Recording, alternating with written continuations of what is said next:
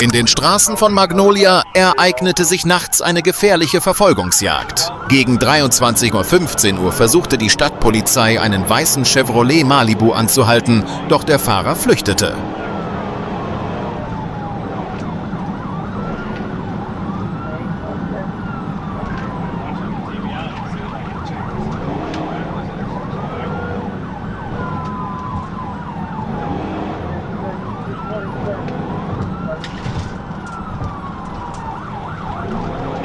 Der Verdächtige überschritt die Geschwindigkeitsbegrenzung und geriet auf die Gegenfahrbahn, wodurch Zivilisten gefährdet wurden. Unter Einsatz von Trooper Walker wurde die Verfolgung auf dem US Highway 95 und der East Main Street fortgesetzt.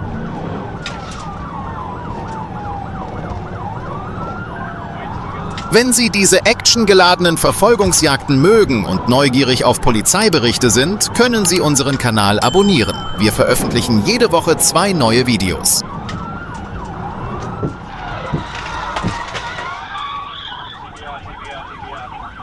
Der Verdächtige schlängelte sich durch den Verkehr entlang der East Main Street und wich dabei mehrmals knapp Fahrzeugen aus. Zunächst wurde in der Nähe der Dudley Street ein taktisches Eingreifen durchgeführt, doch die Beamten konnten den Verdächtigen nicht festnehmen. Der Malibu raste erneut davon, umrundete dann die Calhoun Street durch ein belebtes Gebiet und fuhr dann wieder auf die East Main Street. Die Verfolgung wurde durch die Scheinwerfer des Fahrzeugs, die anschließend zur Verwischung der Spuren eingesetzt wurden, noch gefährlicher.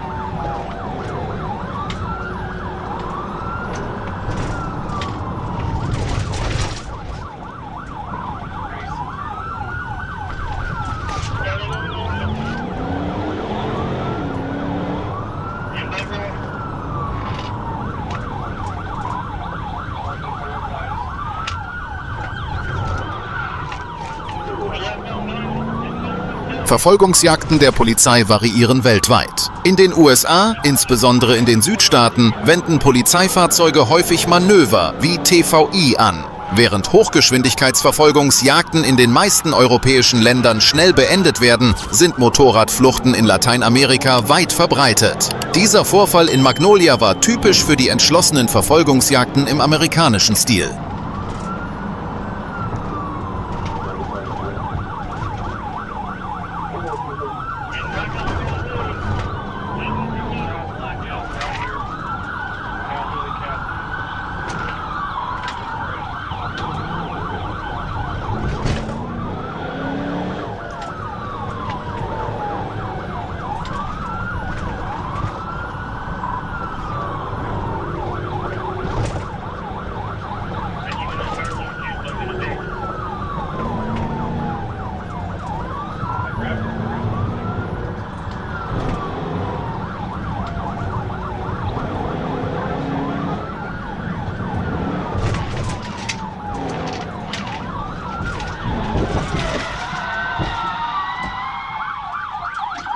Als er die Calhoun Street Bridge erreichte, setzte Polizist Walker erneut eine Fernlenkung ein und neutralisierte das verdächtige Fahrzeug. Das Fahrzeug hielt mittendrin an und der Fahrer, Terry LaField, sprang aus der Beifahrertür und ergriff die Flucht. Seine Flucht war jedoch nur von kurzer Dauer. Er versuchte, sich in einem Haus in der Larry Street zu verstecken, wurde aber von der Polizei festgenommen.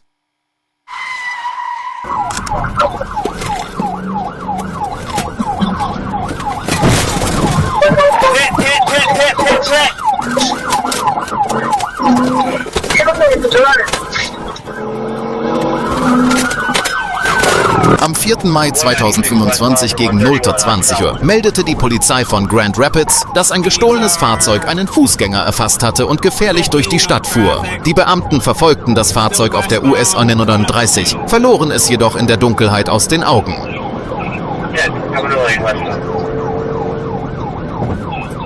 Looks like we're taking the exit for lane. Disregard. Continuing westbound. Kurze Zeit später wurde das Fahrzeug erneut mit hoher Geschwindigkeit auf der Turner Avenue gesichtet. Die Beamten schalteten Sirene und Blaulicht ein und signalisierten anzuhalten, doch der Fahrer flüchtete weiter. We're through lane. He's looking like, and he's ramping back onto 196 westbound.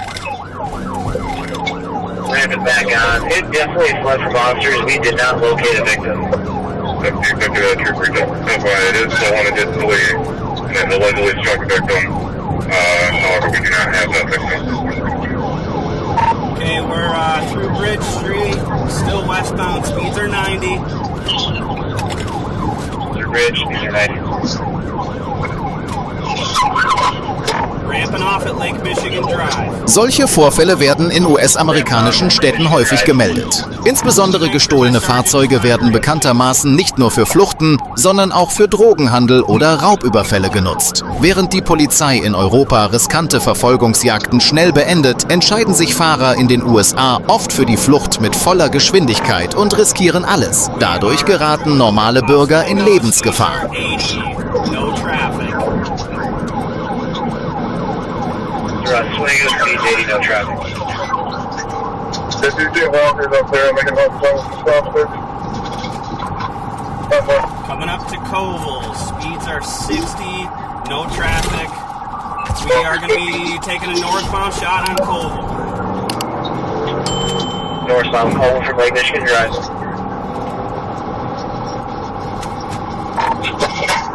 Get 5-9 up here with me so I can try and hit this car out. Coming up to Tremont. Coming up to Fremont.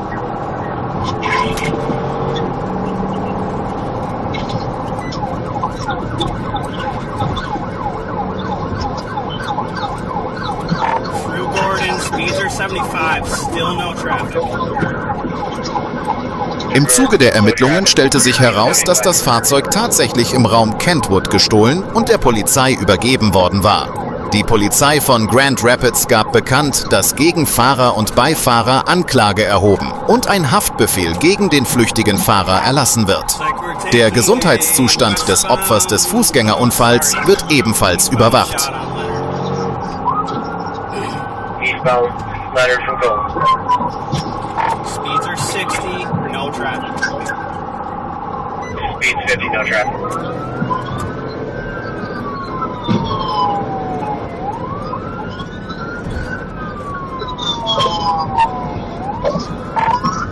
Coming up to Walker, we're through Walker. Speeds are 80, no traffic. Walker and what? Through Walker. I'm on Leonard, I'm on Leonard. Hey, 6, Leonard Lincoln. Alright, we're through Frederick, speeds are 90. There's no traffic. Good stick, still eastbound on Leonard. Good stick. Stick, no more tire.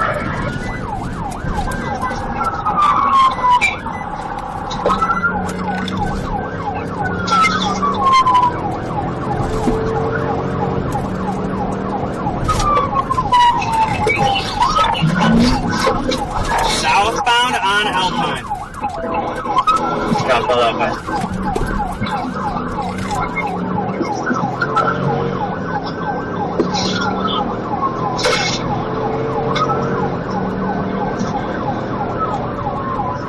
Alright, I'm gonna try and pit him up here. He's slowing down, looks like he's at least got one tire down. We're through 9. Speeds are 60, still no traffic. No traffic, speed 60 through 9th Street.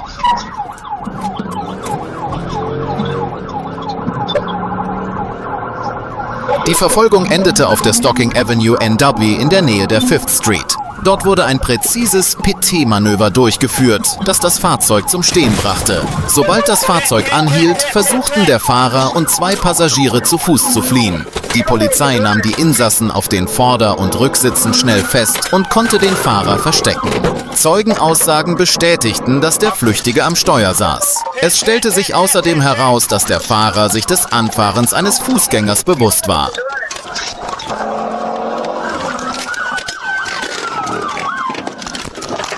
That's the pass! passenger, that's passenger.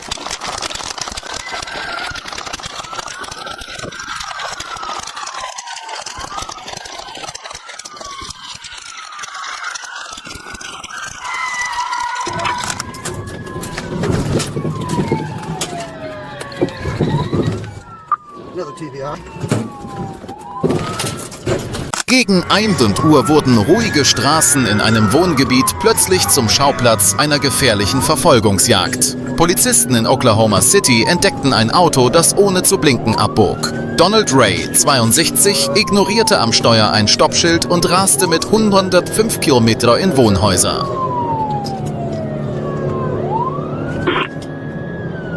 230 managing. Still look down, so that's where they pass the pardon. Way down there. No traffic, no pedestrians, ready to go ice. Weather's pretty good. Charge 72, we're along West Street. Bei seinem ersten TVI-Manöver rammte er ein geparktes Auto, gab aber nicht auf. Er flüchtete weiter und überquerte sogar Höfe und Gehwege. Trying to TBI, we're westbound on 23. He's driving down the side of the road now. We're gonna go back into the neighborhood. Southbound, around Caroline. Picking up speed, still in traffic. Westbound. Charger. Chargers right now, westbound, coming up to Highland. He's gonna go 3 yield sign, no traffic. Breaking Armada. Is number 30 unit? Southbound Granada. Air 1. Westbound on First Street to Market. And the stop sign is about 40. Still westbound. Rays Flucht endete, als er gegen einen Zaun hinter einer Kreditgenossenschaft prallte. Als sich die Polizei dem Auto näherte, traf sie auf eine Beifahrerin, die unabsichtlich in die Verfolgungsjagd verwickelt war. Die Beifahrerin gab an, Ray habe eine Waffe aus dem Auto geworfen, doch es wurde keine Waffe gefunden. Allerdings wurde bei Ray Methamphetamin gefunden.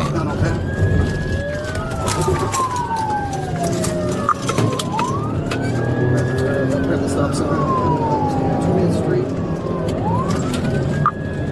Back westbound.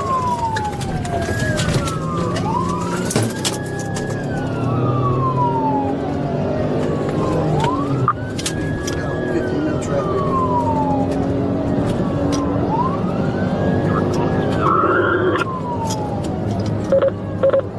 Come out to Lodge. Through Lottie, slow down for the intersection and the stop sign. Northbound on Allen. One male, white male, blue shirt. Still no traffic, coming up to 23rd again. Speed about 60.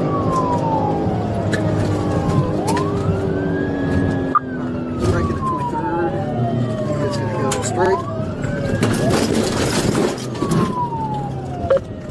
2 days long.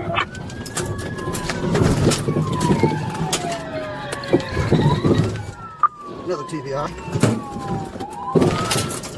Ray wurde festgenommen und in das Gefängnis von Oklahoma County gebracht. Ihm wurden zahlreiche Vergehen vorgeworfen: Flucht vor einem Beamten und Gefährdung anderer, Geschwindigkeitsüberschreitung, Fahrerflucht, Fahren ohne Führerschein, Drogenbesitz und Verkehrsverstöße. Aufzeichnungen zeigen, dass Rays Vorstrafenregister 2016 wegen des Einbringens illegaler Substanzen in ein Gefängnis verurteilt wurde.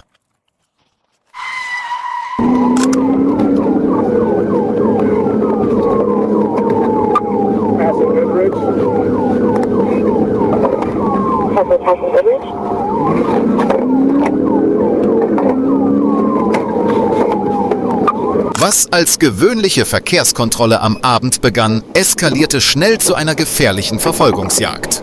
Beamte der Florida Highway Patrol versuchten, einen silbernen Toyota wegen illegaler Scheibentönung anzuhalten. Das Fahrzeug versuchte zwar anzuhalten, beschleunigte dann aber plötzlich und flüchtete. Es raste mit über 150 Kilometer durch enge Wohnstraßen und missachtete dabei rote Ampeln und Stoppschilder. Eastbound on Lee, it's a silver Corolla.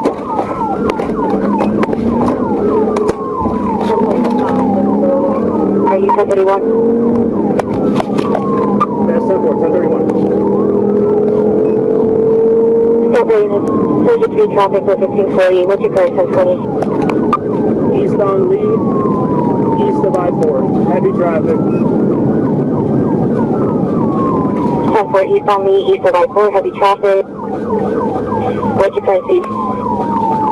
45. The 28 is 29 Charlie, Echo, Quebec, India. 10-4, 45 miles per hour.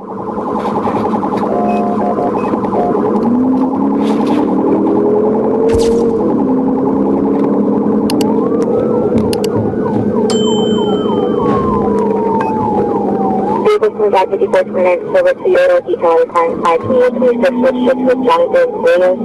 Der Fahrer versuchte, sich durch den dichten Verkehr zu schlängeln und dem Verkehr auszuweichen. Viele Zivilisten, die nichts von der Verfolgungsjagd wussten, waren verängstigt und mussten ihre Fahrzeuge manövrieren.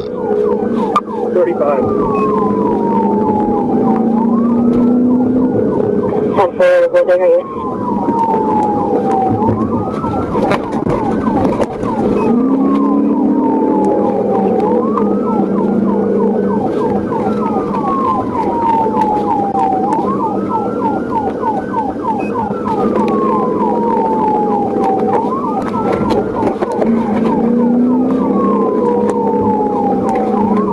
Taking a left on Webster. 10-4, turning a left on Lexington. Purchase posted.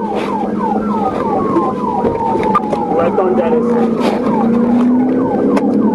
Left on United.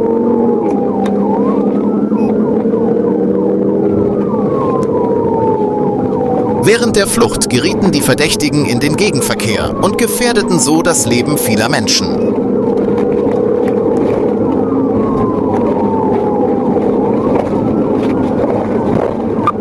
Passing Park Ave. Passing Port Town. We're going northbound on Sunnyside. That's our current street, Sunnyside. Subway north on Sunnyside. What's your speed? We're slowing down right now, taking a right on Juanito. Speed is 40 right now. Subway turning left, 30 miles per hour right now. Taking a right on Legion. Subway right on Legion.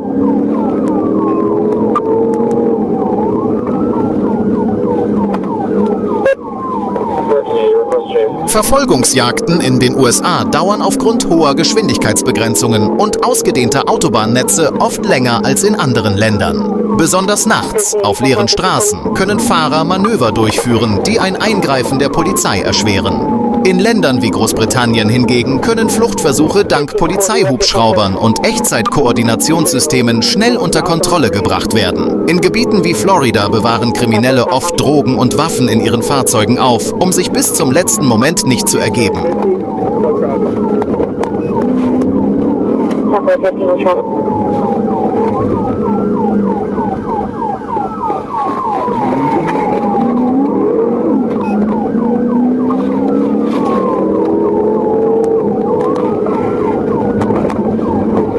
Just past New York Ave. Bison Street Road.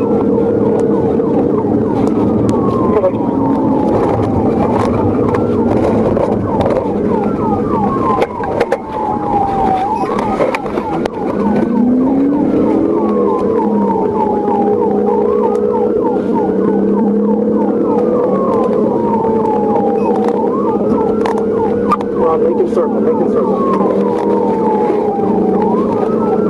Circle on Lincoln Circle.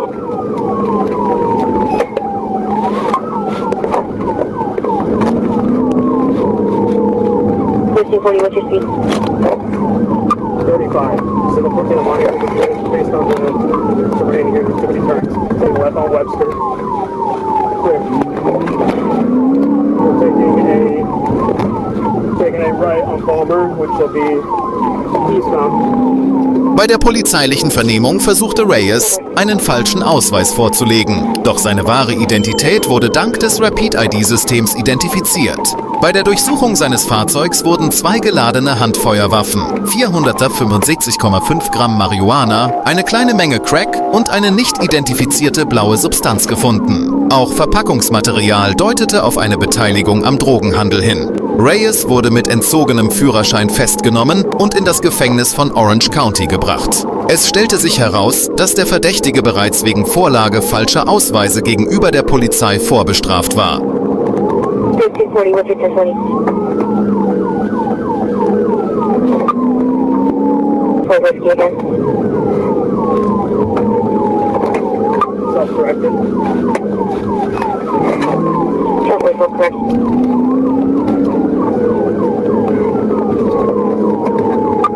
Passing Goodrich. Traffic passing Goodrich.